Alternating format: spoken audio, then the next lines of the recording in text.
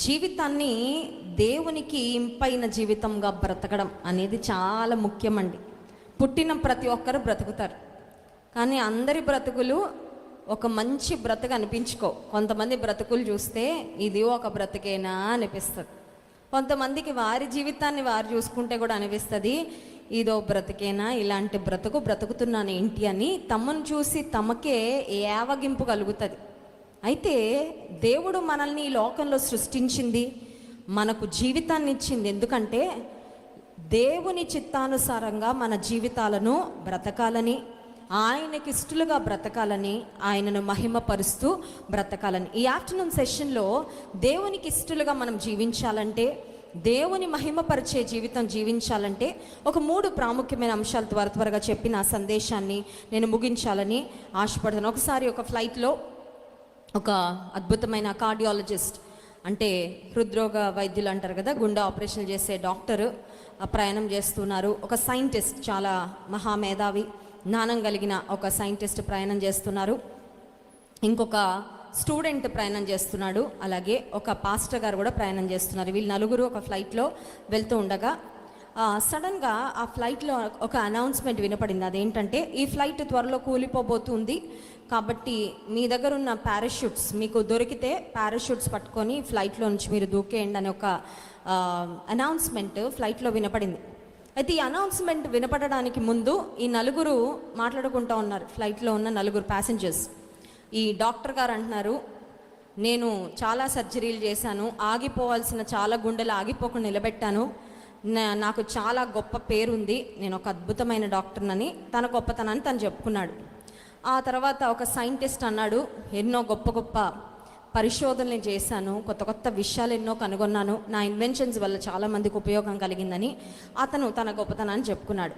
Pastor గారు అన్నారు, దేవుని సువార్త ప్రకటించి అనేక మంది జీవితాలను నిలబెట్టడానికి దేవుడు నన్ను వాడుకున్నాడు ఇంతవరకు అని ఆయన గురించి పాస్టర్ గారు చెప్పారు. స్టూడెంట్ అన్నాడు, నేను ఇంకా మీలాగా ఏమీ అంతగా చేరుకోలేదు, ఏదో జీవితం వెళ్తూ ఉంది ముందుకి అని ఆ స్టూడెంట్ చెప్పాడు. ఇంతలో ఎప్పుడైతే అనౌన్స్మెంట్ వినపడిందో ఫ్లైట్లో, ఈ ఫ్లైట్లో కేవలము 3 పారాషూట్స్ ఉన్నాయి. 3 పారాషూట్స్ ఉన్నాయి. దూకాల్సిన వాళ్ళు ఎంతమంది ఉన్నారు? 4 ఉన్నారు. 3 పారాషూట్లు ఉన్నాయి, 4 ఉన్నారు. ఫస్టే డాక్టర్ గారు దూకేశారు.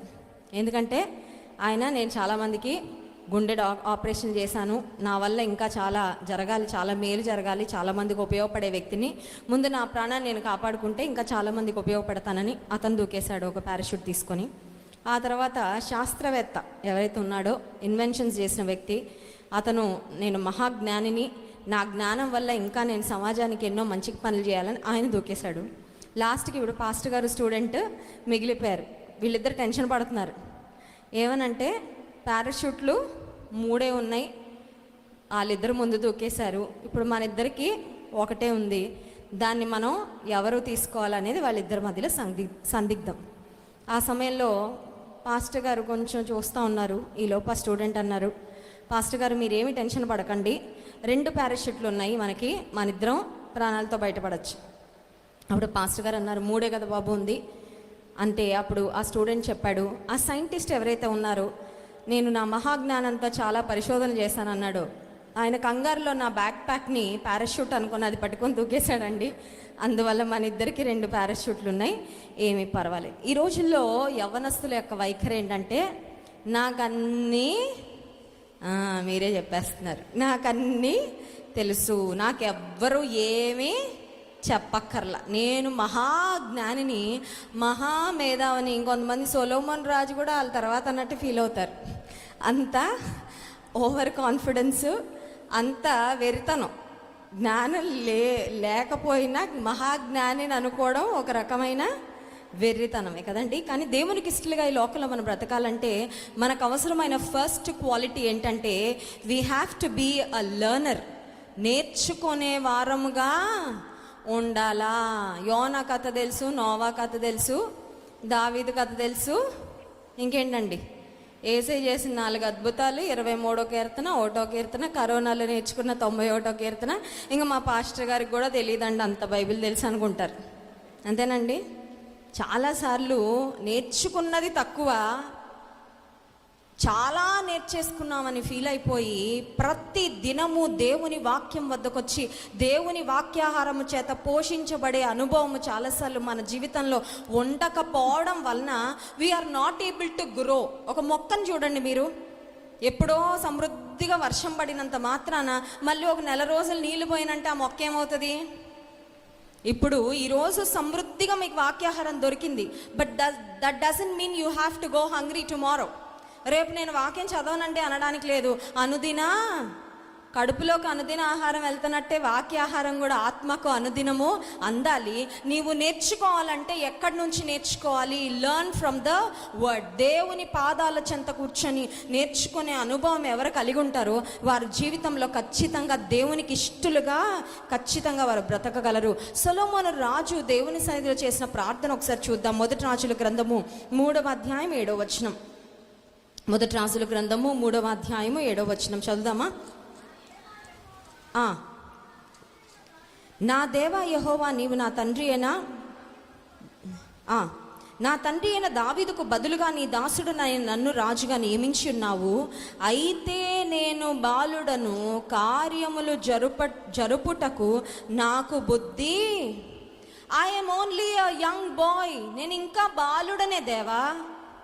రాజరికము రాజ్యాధికారం చేయడానికి నాకున్న బుద్ధి చాలదు.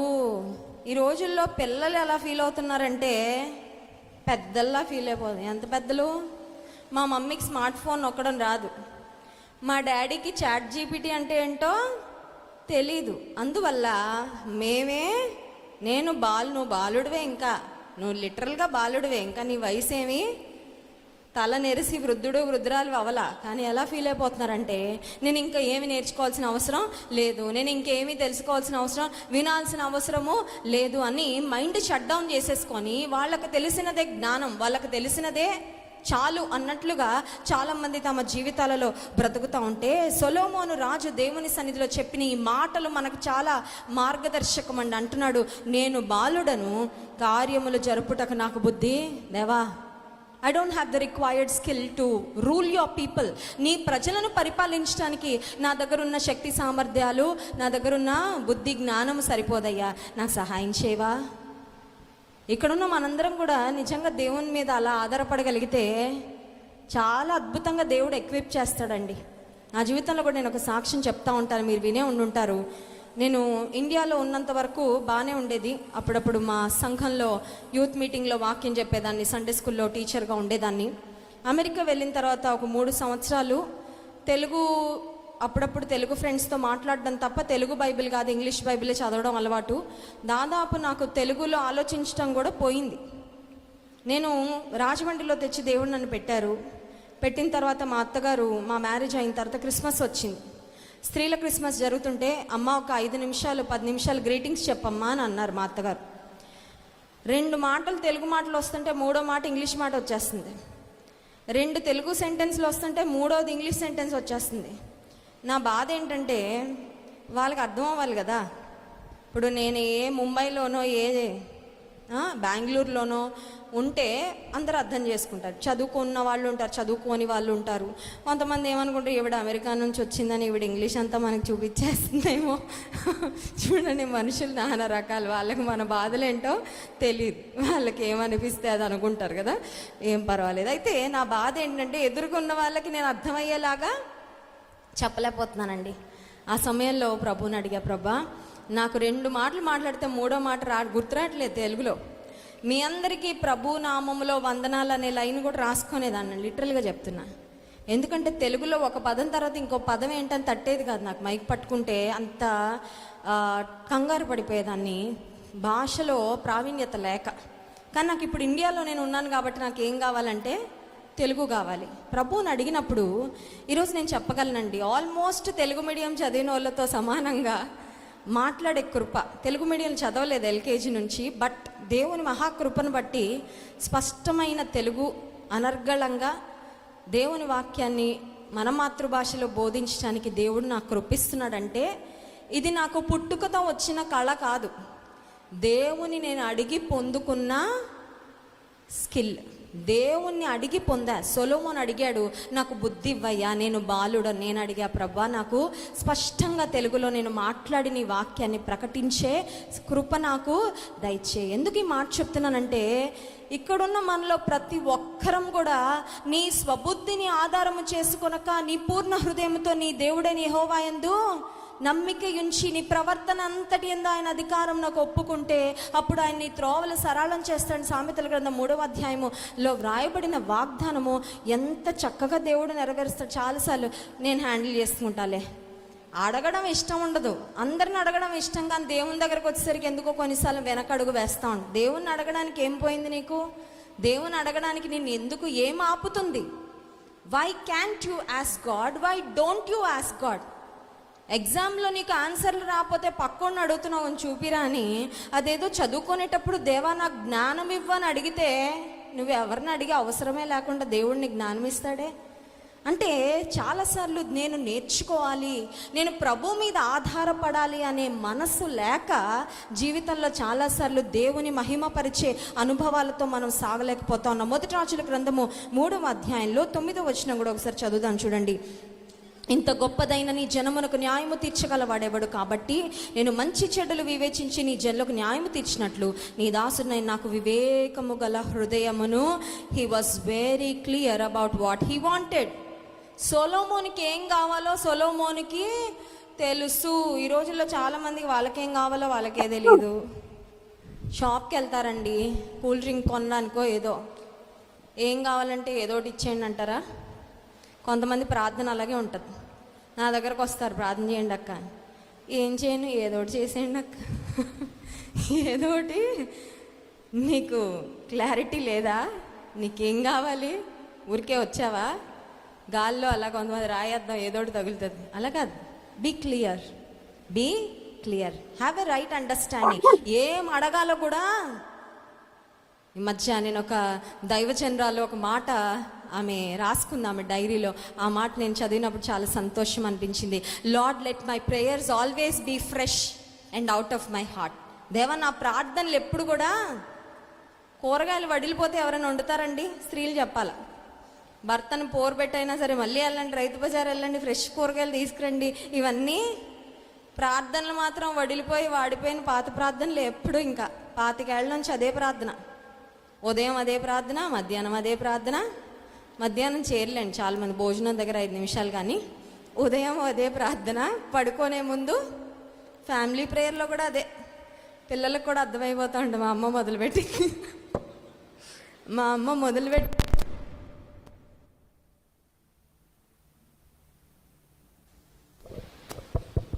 Thank you. మా అమ్మ మొదలుపెట్టిందంటే అమ్మ నోటి నుండి వచ్చే నెక్స్ట్ లైన్ ఏంటో కొంతమంది తలూపుతున్నారు, కనెక్ట్ అయిపోయారు. వీళ్ళే చెప్పేస్తారు, మా మమ్మీ నెక్స్ట్ ఇది, నెక్స్ట్. ఎందుకంటే అది పాత అరిగిపోయిన రికార్డ్. దేవుని దగ్గర ఒక తండ్రి దగ్గరికి వెళ్ళి మీ మమ్మీ డాడీ దగ్గరికి వెళ్ళి రోజు అదే డైలాగులు మాట్లాడతారా? You have something new to share, you have something new to ask everyday. దేవునితో మన బంధము అలాంటిదే కదండి. నువ్వు ఒక తండ్రి దగ్గరకు వెళ్ళి, నీ సొంత తండ్రి భూలోకపు తండ్రి దగ్గరికి వెళ్ళి మాట్లాడినట్లే నీ పరలోకపు తండ్రి వద్దకు వెళ్ళి మాట్లాడేటప్పుడు కూడా let your prayers be fresh, be a learner. ఎప్పుడు కూడా నేర్చుకునే వ్యక్తులుగా. అన్నీ నేర్చేసుకున్నాను అనుకున్నావు అంటే పప్పుల కాలేసినట్టే. ఇంకా అప్పటి నుంచి నువ్వు ఎదగలేవు. Your growth has stopped the moment you think that you have learned it all. అన్నీ నేర్చుకున్నానని అనుకున్నప్పుడు ఇంకా నీ ఎదుగుదల ఏమవుతుందంటే ఆగిపోద్ది. ఇంకా అక్కడి నుంచి ఇంకా నీ గ్రోత్, విశ్వాస జీవితంలో నీ స్పిరిచువల్ లైఫ్లో గ్రోత్ మాత్రము ఉండదు. జ్ఞాపకం పెట్టుకో. చాలామంది పరిశోధకులు చెప్పిన ఒక మాట ఏంటంటే, కొన్ని కార్లకి ఎల్ బోర్డు ఉంటుంది చూసారా? కొన్నిసార్లు మనకి ఎల్ బోర్డు ఉన్న కార్లు అంటే చిన్నచూపు. ఈ డ్రైవర్ ఏదో పాప తిప్పలు పడుతున్నట్టున్నారు. ఎల్ బోర్డు ఎవరు పెట్టుకుంటారండి? లర్నర్స్ లైసెన్స్ వచ్చిన తర్వాత ఎల్ బోర్డు పెట్టుకొని డ్రైవ్ చేస్తారు కదా. ఆ బోర్డు ఉంటే మనకు కొన్నిసార్లు లోపల వీళ్ళు అంత పెద్ద టాలెంటెడ్ కాదు. కానీ పరిశోధకులు తేల్చిన విషయం ఏంటంటే, ఎల్ బోర్డు ఉన్న వెహికల్స్కి యాక్సిడెంట్లు అవ్వంట. ఏంటండి? ఎల్ బోర్డు ఉన్న వెహికల్కి, కార్లకి యాక్సిడెంట్లు ఎందుకు చెప్పమంటారా? ఎల్లుని నేనని వాళ్ళు గుర్తుపెట్టుకుంటారు. అమ్మో వీడు ఒక లెర్నర్, వీడి దగ్గరికి వెళ్ళి మనల్ని గుద్దేస్తాడని చుట్టుపక్కల వాళ్ళు కూడా వాళ్ళ దగ్గరికి విశ్వాస జీవితంలో కూడా ఎల్లుపోటు తగిలించుకొని తిరగాలి. స్తోత్రం చెప్దాం. హల్లెలూయా. కొంతమంది పిహెచ్డి బోర్డు తగిలించేసుకుంటారు, ఇంకా ఎల్కేజీ కూడా అవ్వదు. ఏమనుకుంటారు? పిహెచ్డి బైబిల్ కాలేజ్ అండి, అక్కడ చదివానండి, ఇక్కడ చదివాను. Probably you must have learned a lot, but there so much more to learn. నువ్వు ఎంతో నేర్చుకొని ఉండొచ్చు, నేర్చుకోవాల్సింది ఇంకా చాలా ఉంది. నేర్చుకుంటే సరిపోదు, నేర్చుకున్నది ఆచరణలో ప్రతిదినం పెట్టాలి. అప్పుడే క్రైస్తవ జీవితంలో మనం సాఫల్యాన్ని సాధించినట్లు. యేసయ్య కూడా అన్నారు, మత్తయి సువార్త 11వ అధ్యాయం 29వ వచనం, నేను సాత్వికుడను దీన మనస్సు గలవాడను గనుక మీ మీద నా కాడి ఎత్తుకొని నేర్చుకొనుడి, అప్పుడు మీ ప్రాణములకు విశ్రాంతి దొరుకును. యేసయ్య చెప్పిన మాట, నా దగ్గర నేర్చుకోండి. లెర్న్ ఫ్రమ్ మీ. చాలామంది నేర్చుకుంటారు. ఎవరి దగ్గర నేర్చుకుంటారో తెలుసా? సినిమా యాక్టర్ల దగ్గర నేర్చుకుంటారు, సెలబ్రిటీల దగ్గర నేర్చుకుంటారు. యేసయ్య అంటున్నారు, నా దగ్గర. యేసయ్య దగ్గర ఆనాడు మరియ కూడా యేసయ్య పాదాల దగ్గర కూర్చుని నేర్చుకుందంట. యేసయ్య ఆమెను మెచ్చుకున్నాడండి. నీవు ఉత్తమమైన దాన్ని. ఈరోజు టీవీల దగ్గర కూర్చుంటున్నారు చాలామంది, సెల్ ఫోన్ అతుక్కుపోయి. వాక్యం దగ్గర కూర్చున్న అనుభవాలు, ప్రార్థనలో యేసయ్య పాదాల వద్ద కూర్చునే అనుభవాలు నీవు నేర్చుకోగలిగితే, if you can learn from God, if you can be a learner every day, ప్రతి దినము నేర్చుకునే వ్యక్తిగా ఉంటే నీ జీవితంలో ఆశీర్వాదాన్ని పొందుకుంటావు. రెండవ అంశం దగ్గరకు వస్తున్నాను. బీ అ లర్నర్ మొదటి అంశము. రెండవ అంశము, be a follower of Christ. క్రీస్తును వెంబడించే వ్యక్తిగా మన జీవితంలో ఉండాలి. రోమాపత్రిక 12వ అధ్యాయము 2వ వచనం చదువుతారా? రోమాపత్రిక 12వ అధ్యాయం 2వ వచనం.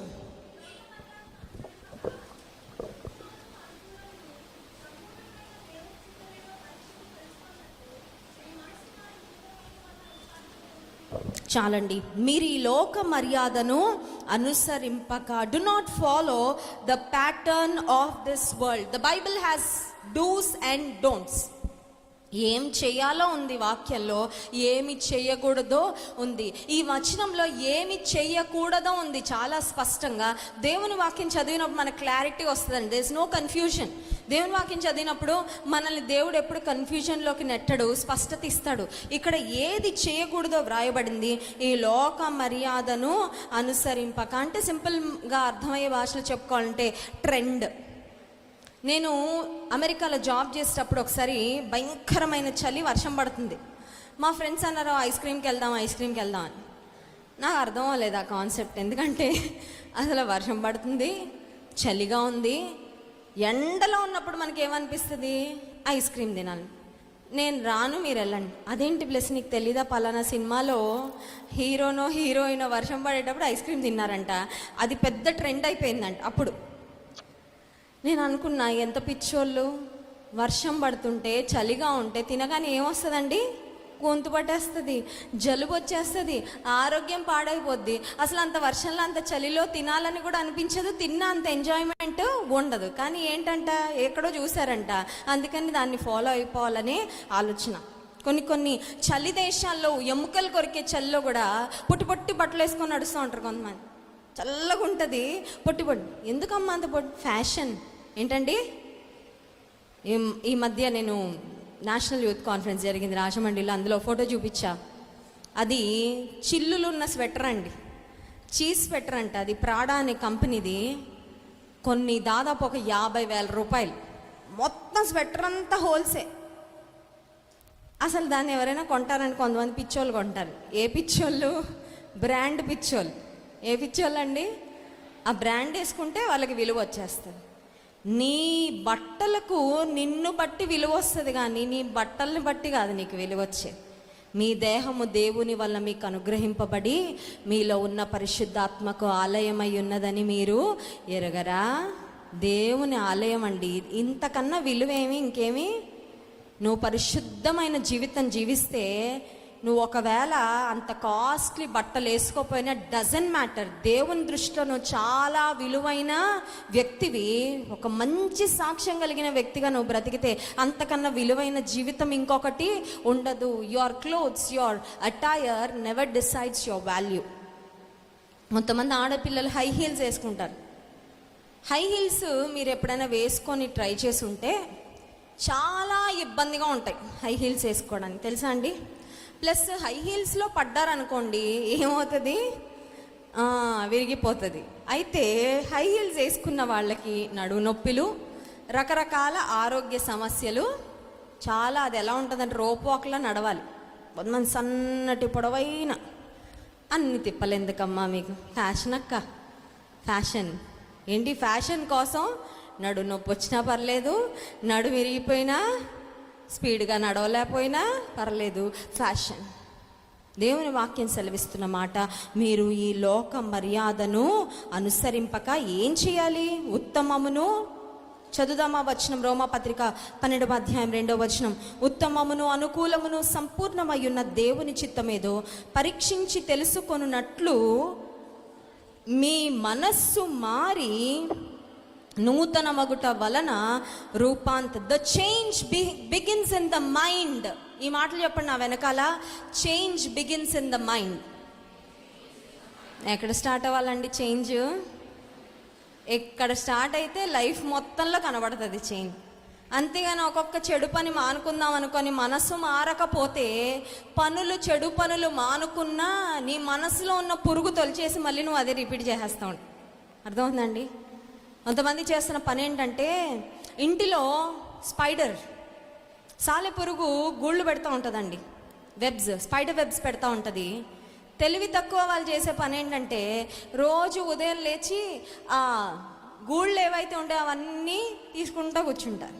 అసలు చేయాల్సింది ఏంటంటే, పురుగు ఎక్కడ ఉందో కనుక్కొని దాన్ని చంపితే శాశ్వతమైన పాపము ఎక్కడ ఉందో, ఏ పాపము నిన్ను శోధిస్తూ ఉందో, ఎక్కడ సమస్య ఉందో అది పసిగట్టి నీ మనస్సులో ప్రారంభమైన ఆ దురాశ, ఆ శరీరాశ, ఆ లోకాశ, దాన్ని దేవుని సహాయంతో జయించి మనసు మారితే బ్రతుకు కూడా మారిపోద్ది. స్తోత్రం చెప్దాం, హల్లెలూయా. As long as your mind doesn't change, your life doesn't change. నీ జీవితం కూడా మారదు, నీ జీవితంలో కూడా ఆ మార్పు కనబడదు. A transformed heart leads to a transformed life. హృదయం మారితే బ్రతుకు కూడా మారుతుంది. అలా హృదయము మారాలంటే నీవు నేను చేయాల్సింది ఏంటంటే, లోక మర్యాదను అనుసరించక మన హృదయంలో దేవునికి చోటు ఇవ్వాలి, మన హృదయంలో దేవునికి స్థానము ఇవ్వాలి. ఈ రోజుల్లో చాలామంది హృదయము ఎలా ఉందో ఇంక చెప్పక్కర్లేదు. హృదయాన్ని కనుక స్కాన్ చేసే ఏదైనా డివైస్ ఉంటే చాలా దారుణంగా ఉండేది. ఎందుకంటే చాలామంది దానికి దూరంగా ఉంటారు కదండి. హృదయంలో రహస్యాలన్నీ బయట పెట్టే డివైస్ ఏదైనా ఉందనుకోండి, వి కెనాట్ ఈవెన్ ఇమాజిన్ కదా. ఇంకా ప్రపంచానికి మన హృదయంలో ఏముందో తెలిస్తే అందరూ పారిపోతారేమో మన నుండి దూరంగా. చాలా భయంకరంగా ఉంటుందేమో ఆ పరిస్థితి. దేవుని వాక్యం సెలవిస్తుంది, హృదయం అన్నిటికంటే మోసకరమైనది, అది ఘోరమైన వ్యాధి కలది, దాన్ని గ్రహింపగలవాడు. ఈ రోజుల్లో ప్రపంచంలో మనిషికి ఎక్కడికో వెళ్ళిపోయి ఎక్కడో తిరిగేసి ఏదో చూసేసి ఆనందం పొందుకోవాలని ఆశ ఉంది. People want to go everywhere in the world, but they don't want to go within. అన్ని చోట్లకి వెళ్ళడం ఇష్టమే, ఫ్రెండ్స్తో హ్యాంగ్ అవుట్ అవ్వడం ఇష్టం, పార్క్కి వెళ్ళడం ఇష్టం, రిక్రియేషన్ సెంటర్కి వెళ్ళడం ఇష్టం, కాలేజీకి వెళ్ళడం ఇష్టం, ఆ టూరు ఈ టూరు అన్నీ ఇష్టం. హృదయంలోకి వెళ్ళడం మాత్రం ఇష్టం ఉండట్లేదు. కానీ మారాల్సింది ముందు you have to look inside. అర్థమవుతుందండి? విశ్వాస జీవితంలో లుకింగ్ అప్, ప్రభు వైపు చూడడం. రెండవది లుక్ ఇన్సైడ్, నీ లోపల ఏం జరుగుతుందో కూడా చూసుకో. నా లోపల వెళ్తున్న ఆలోచనలు, నా హృదయంలో ఉన్నవి దేవునికి అంగీకార యోగ్యంగా ఉన్నాయా లేదా, హృదయాన్ని ఎప్పటికప్పుడు పరీక్షించుకుంటూ ఉండాలి. అందుకే దేవుని వాక్యంలో దావీదు భక్తుడు చక్కని మాట ప్రార్థన చేస్తాడు. 51వ కీర్తన 10వ వచనంలో, దేవా నాకు శుద్ధ హృదయము కలుగ చేయము, నా అంతరంగములో స్థిరమైన మనస్సును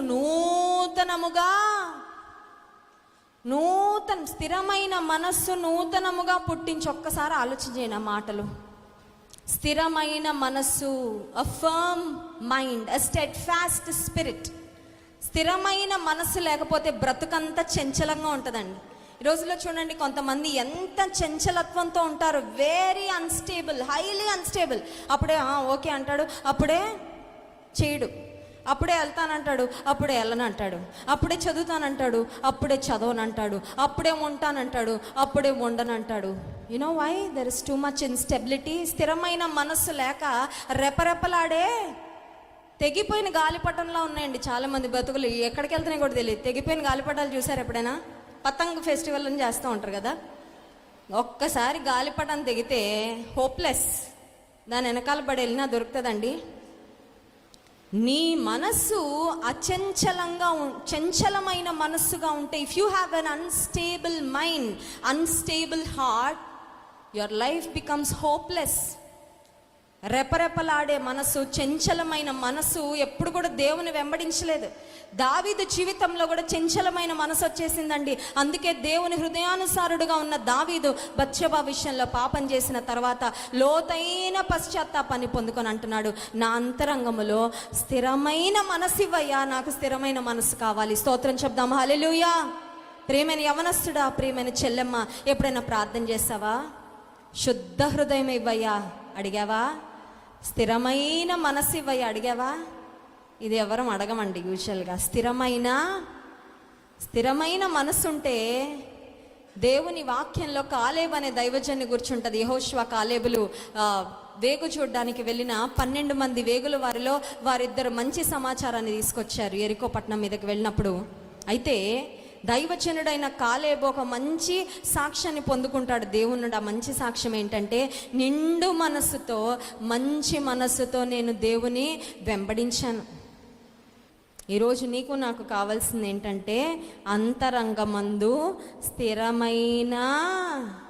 being a follower of Christ means to have a steadfast spirit. యేసయ్యను వెంబడిస్తాను జీవితకాలం అంతా అంటే చావైనా రేవైనా I'm sold out for him, that's it.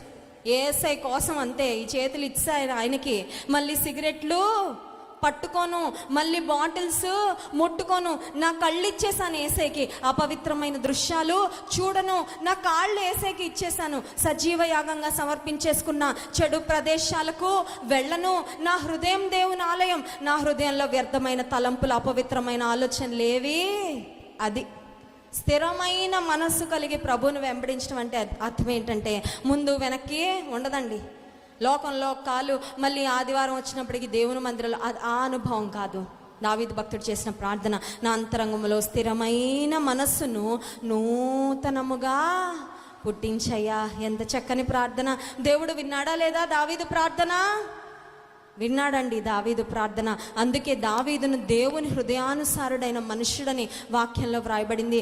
దావీదు యొక్క సింహాసనాన్ని దేవుడు స్థిరపరిచి, పాపం చేశాడు దావీదు ఒకానొక సమయంలో, కానీ దేవునికి అప్పగించుకొని స్థిరమైన మనస్సును దేవుని అడిగి పొందుకొని శుద్ధ హృదయాన్ని పొందుకున్న తర్వాత యేసయ్యకి ముత్తాతయ్యాడు. స్తోత్రం చెప్దాం, హల్లెలూయా. యేసుక్రీస్తు ప్రభువారి యొక్క వంశావళిలో చేర్చబడ్డాడు. దావీదు కుమారునిగా యేసయ్య పిలువబడ్డాడు. అట్టి ఘనత దేవుడు దావీదుకు అనుగ్రహించాడు. రెండవ అంశము, మొట్టమొదటి అంశం ఏం చెప్పాను? Be a learner. రెండవ అంశము be a follower of Christ. మూడో అంశం చెప్పి నేను ముగిస్తాను, సమయం అయిపోతా ఉంది. Be a warrior, not a worrier. అర్థమైందో లేదో? Be a warrior, not a worrier. Warrior అంటే యోధుడు, వరియర్ అంటే చింతించేవాడు. కొంతమంది వారియర్లా ఉండట్లేదు, కానీ వరియర్ లాగా ప్రతిదానికి you are wasting your time for unnecessary things. You are being distracted. విశ్వాస జీవితంలో అపవాది వాడే ఒక ఆయుధం ఏంటంటే, డిస్ట్రాక్ట్ చేసి పడేస్తాడు అంతే. గురి తప్పించేస్తాడు. ఏం చేస్తాడండి? దేవుని మన గురిగా పెట్టుకొని మన జీవితాల్లో ముందుకు వెళ్తున్నప్పుడు గురి తప్పించేస్తాడు. ఇంకంతే, చాలు, వాడు సక్సెస్ అయిపోయినట్టే. మన గురి తప్పించాడంటే ఇంకా మన గమ్యం చేరంగా. అర్థమైందా మీకు? When the devil distracts we will not reach our destination. అపవాది సక్సెస్ అయిపోయినట్టే. అర్థమవుతుందా?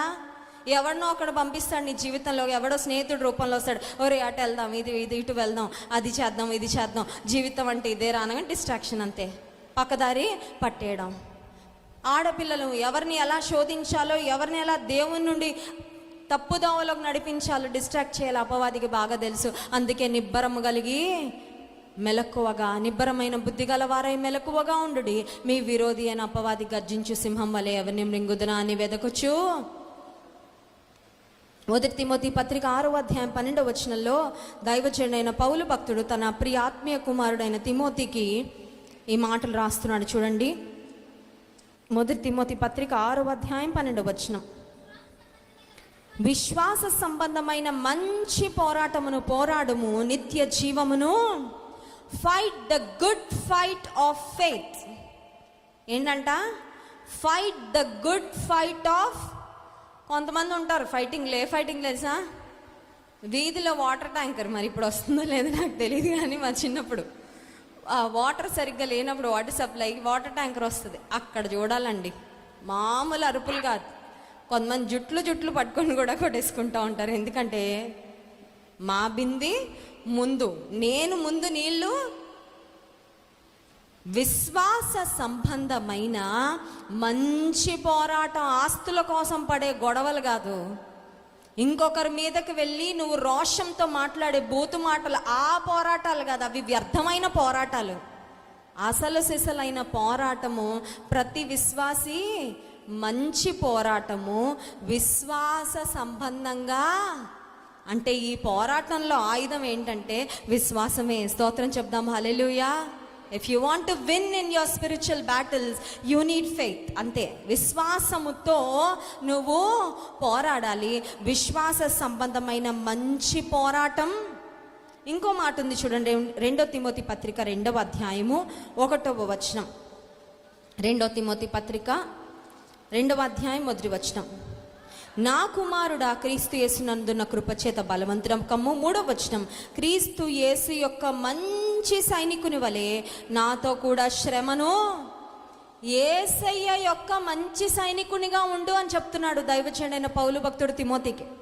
ఈ రోజుల్లో కొంతమంది ఏజెంట్లుగా సైనికులుగా ఉంటున్నారు. ఎవరికంటే అపవాది సైనికులుగా. అపవాది వాళ్ళ లీడర్, డైరెక్టర్. వాడు ఏం చెప్తే అది ఎస్ సార్. అపవాది అంటాడు, ఉదయం లేవని బైక్ తీసుకోరా, నెల్లూరు సెంటర్కి వెళ్ళిపోరా, మొత్తం నెల్లూరు రోడ్లన్నీ కొలిసేరా, ఏ మూలుండి ఆ మూల దాకా, ఆ మూలుండి కనబడిన ఆడోళ్ళందరినీ ఏదోటి వాళ్ళ గురించి అపహాస్యంగా.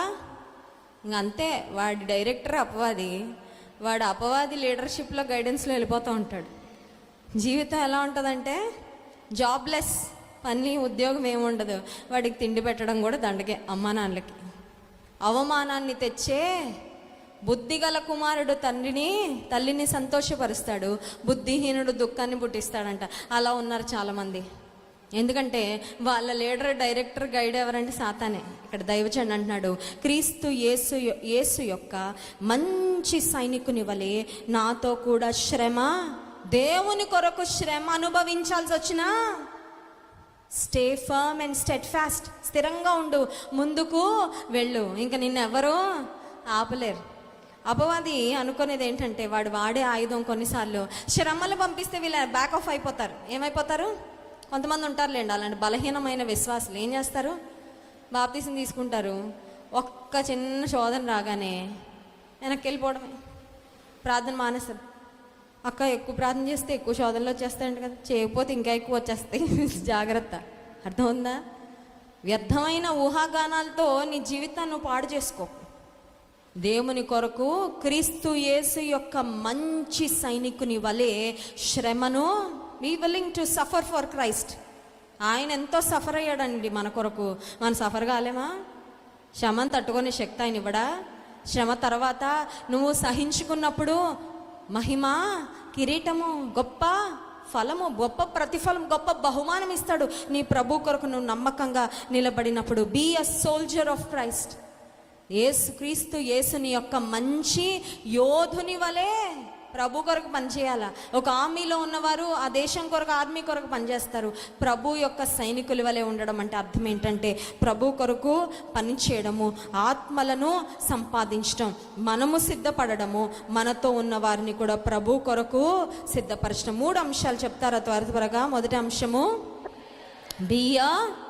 ఎంతమంది ఉంటారు లర్నర్స్గా? స్తోత్రం చెప్దాం, హల్లెలూయా. 2వ అంశము be a follower of Jesus Christ. 3వది బీ అ వారియర్. సమయాన్ని చింతిస్తూ వేస్ట్ చేస్తున్నావేమో, సమయాన్ని దిగులు పడుతూ వ్యర్థపరుస్తున్నావేమో, సమయాన్ని అనవసరమైన మాటల కోసం వెచ్చిస్తూ వేస్ట్ చేస్తూ ఉన్నావేమో. Stop focusing on unnecessary things. Waste వాటి మీద నీ మనసు వెచ్చించడం. దావీదు వచ్చాడండి యుద్ధరంగంలోకి. ఏలా లోయలో ఉన్నారు ఫిలిస్తీన్లు ఒక ప్రక్కన, ఇశ్రాయేల్ అందరు నీరు గారిపోయి ఉన్నారు. యోధుడు ఫిలిస్తీన్లలో యోధుడైన గొల్యాత్ వచ్చి నిలబడి సవాల్ చేస్తూ ఉన్నాడు, మీరు ఎవరు వస్తారో రండి అని. ఆ సమయంలో దావీదు వచ్చాడు, అన్నలకి వాళ్ళ తండ్రి పంపించిన ఆహార పదార్థాలు పట్టుకొని. వచ్చిన తర్వాత దావీదుకు రోషం వచ్చింది. జీవము గల దేవుని సైన్యమును తిరస్కరించుటకు సున్నతి లేని ఈ ఫిలిస్తీయుడు ఎంతటి వాడని. రోషం రాగానే ఇప్పుడు దావీదు వెళ్ళడానికి రెడీ అవుతున్నాడు గొల్యాతుతో పోరాడడానికి. దావీదు అన్నొచ్చాడు. ఇప్పుడు ఎక్కడికి రా నువ్వు వెళ్తుంది? నువ్వేమనుకుంటున్నావు? నువ్వు అసలు ఆర్మీలోనే నీ సైజ్ ఎంత? చిన్నోళ్ళు అంటే కొంచెం లోకు కదా, ఇంట్లో ఉండరా నువ్వు వెనకాల నుండి మేము చూసుకుంటాం అంటారు. మేమే అల్లట్లేదు, నువ్వెందుకు అన్నట్లుగా ఏలియాబు తన సహోదరుడు దావీదును నిరుత్సాహపరుస్తూ వెనకకి లాగాలని ప్రయత్నం చేస్తూ ఉన్నప్పుడు దావీదు వాళ్ళ అన్నతో ఏమీ మాట్లాడకుండా సైలెంట్గా వెళ్ళిపోయాడు. ఎందుకంటే దావీదుకు ఒకటి అర్థమైంది, dear brother, you are not my enemy, Goliath is my. అన్నా, నీతో కాదు పోరాడడానికి వచ్చింది. ఎవరితో పోరాడడానికి? ఈ రోజుల్లో అపవాదం ఏం చేస్తున్నాడు చెప్పమంటారా? భర్తకి భార్య ప్రధాన శత్రు, భార్యకి భర్త ప్రధాన శత్రు. వీళ్ళిద్దరు కొట్టుకు సస్తుంటే ఇంక సాతాన్తో పోరాడే టైం ఎక్కడుందండి? ఇద్దరు ఓడిపోతున్నారు. అర్థమవుతుందా మీకు? కుటుంబంలో అన్న తమ్ముళ్ళు, అక్క చెల్లెళ్ళు ఒకరితో ఒకరు ఫైట్ చేసుకోవడం సరిపోతుంది. కాలేజ్ నుంచి వచ్చాక, స్కూల్ నుంచి వచ్చాక ఇంక ఆత్మీయ జీవితంలో ఏమి ఎదుగుతారు? అపవాదితో పోరాడడం అని దేవుడు చెప్తుంటే ఒకరితో ఒకరు పోరాడుకోవడానికి సరిపోతున్నాయి జీవితాలు. అర్థమవుతున్నాయా? ఈ రోజుల్లో చాలా దురదృష్టకరమైన విషయం ఏంటంటే, సేవ చేసేవారు దాడి చేసుకుంటున్నారండి. బయటోళ్ళు కాదు, వాళ్ళ సంగతి తర్వాత. కానీ మనం జ్ఞాపకం పెట్టుకోవాల్సింది ఒకటే, మన సహోదరులు, మనవారు, మన శత్రువులు ఎప్పుడూ that is the distraction of the devil. అంతే. అపవాది నీ దృష్టిని దేవుని పని నుండి, దేవుని రాజ్య వ్యాప్తి